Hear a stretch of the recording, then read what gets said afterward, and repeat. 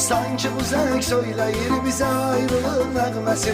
Kulağım eşitmek istemir sonsuz zengin sesi.